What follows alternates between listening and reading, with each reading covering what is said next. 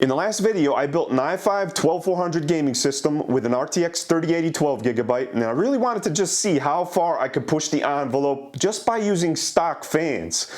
The stock CPU cooler for the i5-12400 and the stock fans and fan hub included with the Zalman M3 Plus. I quickly found out that there was only one factor that influenced both thermals and noise throughout the whole entire gaming system, and that one factor was the graphics card. Every time I introduced the graphics card, it would just raise CPU temperatures and the noise for the stock CPU cooler. I even went to the extent of reapplying thermal compound to get a better spread across the IHS to see if that would reduce temperatures with the stock CPU cooler, but there was absolutely no improvement. So in this video, we're going to be going with a total revamp of all the cooling solution throughout this gaming system. We're going to be going with a new set of fans that I think are amazing. They are a great value and price to performance, along with a aftermarket CPU cooler that doesn't break the bank, has great aesthetics, along with CPU cooling performance. This is the cooling solution I decided to go with. So right here we have PC Cooler Halos. These are 3-in-1 boxes. I got 2 of them, 3 for front intake, 2 for top exhaust, and 1 for rear exhaust. And then I got a 7th one for the CPU cooler so that everything matches. By installing these into the case over what's in there already, the pre-installed Zalman M3 Plus fans, this is going to actually double not only the CFM performance, but the RPM speed as well.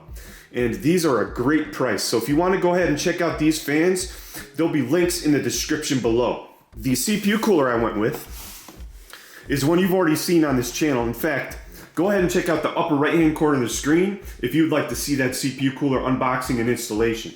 This is the Vitro V5. And I did look for something different, but there aren't many options out there on the market for LGA 1700, which is Alder Lake. So I didn't need anything crazy expensive because this is a locked i5-12400. So I just went with this one because it's got the compatibility and it's a great price. So we're going to be taking the pre-installed fan, or the fan that comes included with the Vitro V5, and we're going to be using this fan over the top of it so it matches the other fan set. This right here is a PC Cooler 3-in-1 kit Halo, and this is labeled as FRGB. This comes with 3 fans. All 3 of them are RGB. They come with a fan controller, FRGB sync cable, and cable that makes it compatible with Gigabyte motherboards. These are 120mm fans. Max fan speed is 2000 RPM at 72 CFM. These are all your screws and adapters. They come with 3 sets because they come with 3-pack of fans. You got your screws. You've got your fan controller that is powered by Molex and the 3-pin ARGB connection. You have a PWM connector here. It allows you to daisy chain more than one fan together. And this right here is for the ARGB connections, along with the VDG to ARGB connector. Let's go ahead and take a look at the fans. Now these fans, right off the bat, they do not feel cheap at all. In fact, they have rubber padding around each corner, and that's for anti-vibration. And these fans, let me tell you, I cannot wait to try them out because these, for the price, are so amazing because they come out at 72 CFM and 2000 RPM. Go ahead and let me know if you found anything better in the comment section below, because for the price, you really cannot beat this performance. They're almost just worth trying out. So this is the Vitro V5 air cooler. I've shown this in previous videos, so I'm actually not going to go through any unboxing or installation processes in this video. What I'm going to do is install this onto the i5-11400 behind it, and that's going to help reduce the noise, if anything else, because the stock cooler is adequate. It's going to keep the processor from throttling, but the noise is just unbearable. So I want to take this heatsink off and just see. I did a line method because the processor is more of like a rectangle than it is square, so I kind of want to see how this played out.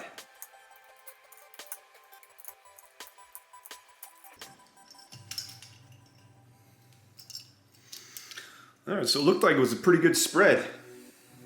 It was a much better spread than on the pre-applied thermal compound on the stock cooler to begin with. All right, so we have the Vitro V5 air cooler fan on the left, but I'm not going to be using that. I'm going to be using the PC cooler fan, the same fans that we used in the case that you just saw me install previously, and that way all the fans in the system match.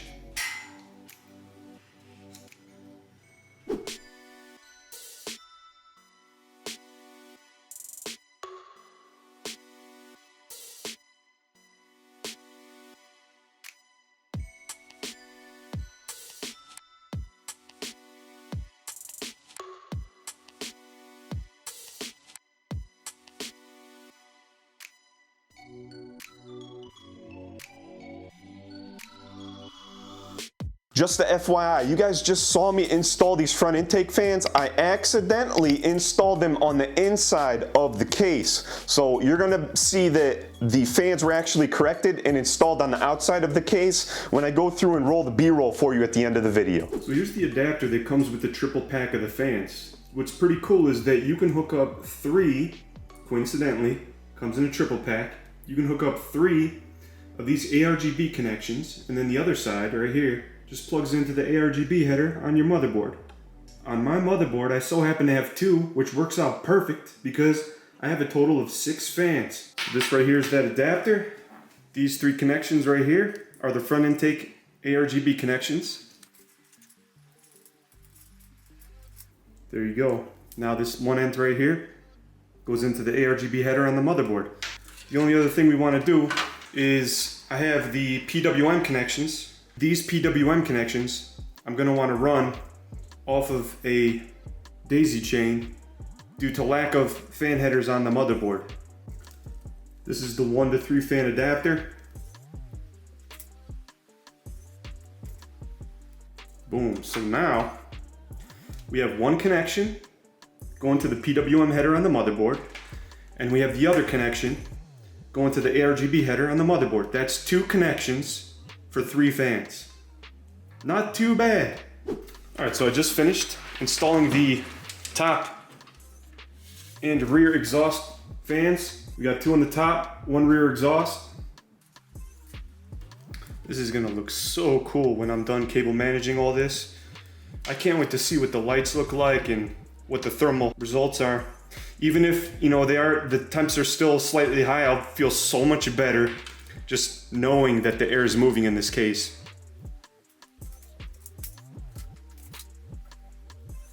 So far, I'm really liking the convenience and the price and the performance you get. But before I speak too quick on performance, we still have to test these out.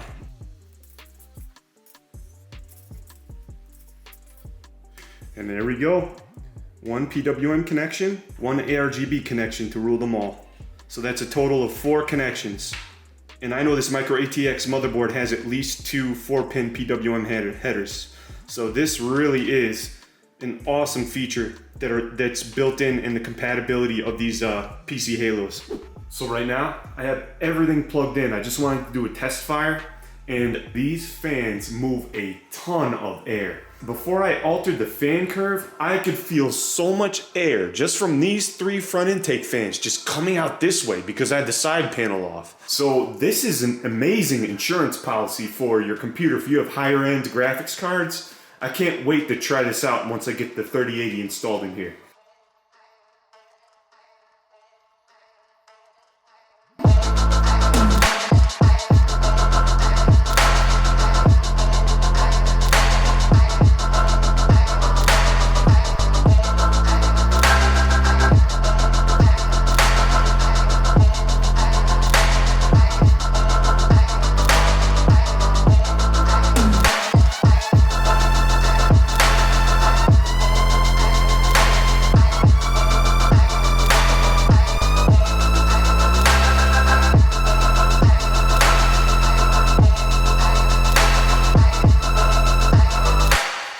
So here's what the fan curves look like. This is the CPU fan curve, and I didn't really alter this at all because literally the CPU temperature, you'll notice in these games, touch 60 degrees Celsius. And because it's a locked processor with an aftermarket CPU cooler, I'm never gonna have to worry about thermals with this CPU, especially with the RTX 3080 12 gig in the situation.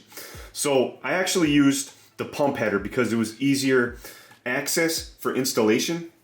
And you'll see right here, this is how I have my curve.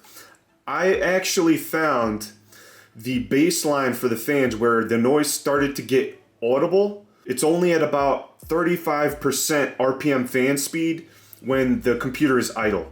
But then I have it fine-tuned just enough where I actually have it set where any fluctuations, whether it be if the CPU is taxed or the graphics card is taxed, that the way this fan curve is set up, it's automatically going to kick the fan RPM into high gear to make sure that the airflow is going over the graphics card, the CPU, the VRMs, everything. And then this is what the chassis system fan curve looks like. I have it matched exactly with the pump header, so they're both the same.